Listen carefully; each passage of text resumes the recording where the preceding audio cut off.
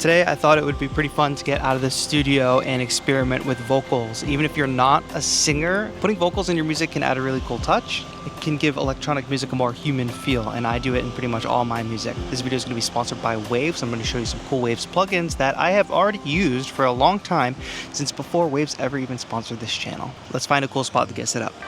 If you're ever in Southern California and you get a chance to visit the Sunken City in San Pedro, it's a cool spot. Technically no trespassing, but it's never been enforced when I've been there. Go at your own risk, but really epic spot to hang out. A really simple way you can start working with vocals is just by recording yourself singing a single note. We're going to want to make sure that single note is in tune though, so we're going to use Waves real-time tune for this. This is a really simple pitch correction plugin to use.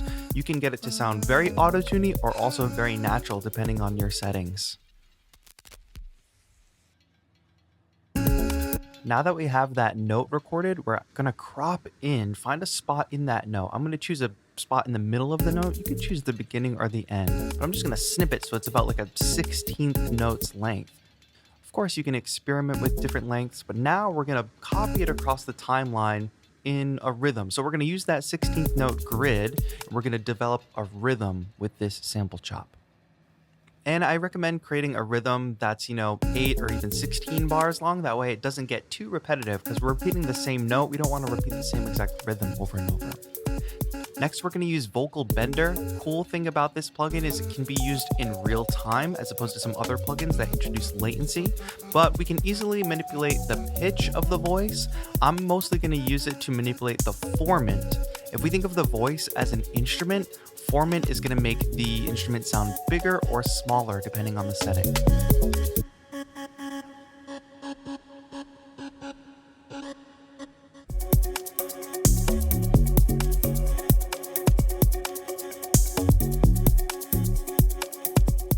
If you're at all self-conscious about your voice, changing the formant can make it sound not so much like you. You might be able to fool people into thinking it's just a sample. It can be also awesome to put thick harmony sounds on your vocals. And of course, you can do that manually by recording every single individual note. But let me show you how we can do this in a really easy way with a MIDI controller.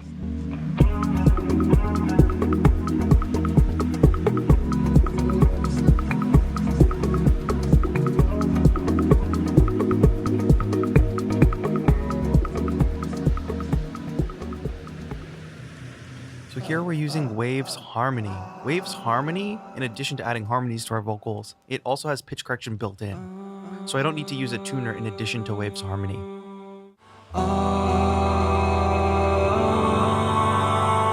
To me, this is a beautiful sound.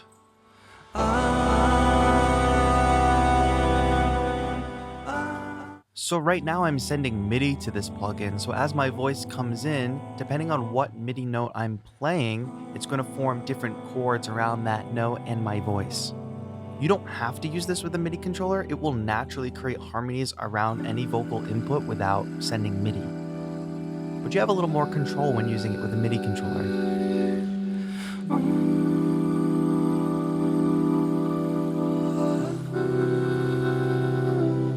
If you notice those blue circles that are popping up in the plugin, those are the new notes that Waves Harmony is adding. It's showing them spread across the stereo field and also what level they're at. You can adjust each individual note and also change the type of chords and harmonies that you're hearing.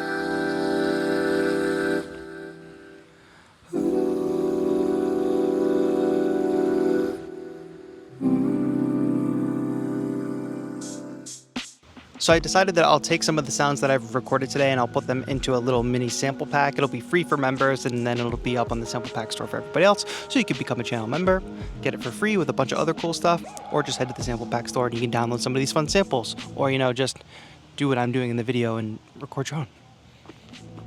Another cool way to use your voice, even without singing, is to record vocal shouts. Just shouting a single word like go or hey or something like that. You can use it right before a drop, you can use it in a hook. I like to give mine a little bit of a lo-fi sound. Let me show you how I do it. CLA vocals at the front of this chain if you need a fast way to get your vocals sounding good. J37, which this is not hyperbole, I use on all of my music.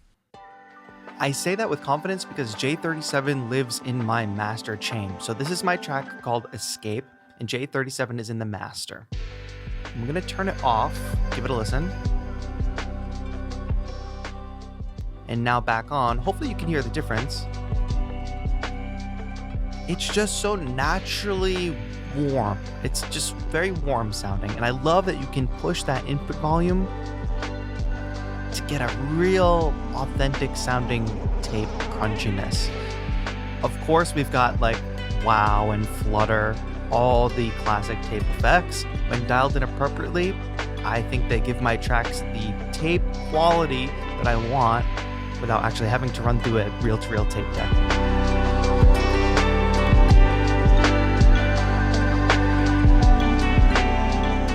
Now for me, delay sounds can be pretty interchangeable. What's special about this H-Delay plugin though is that it's got an analog setting as well as a lo-fi switch. So if you are going for a specific lo-fi sound, H-Delay has some built-in processing to get you there faster. Go. Get it.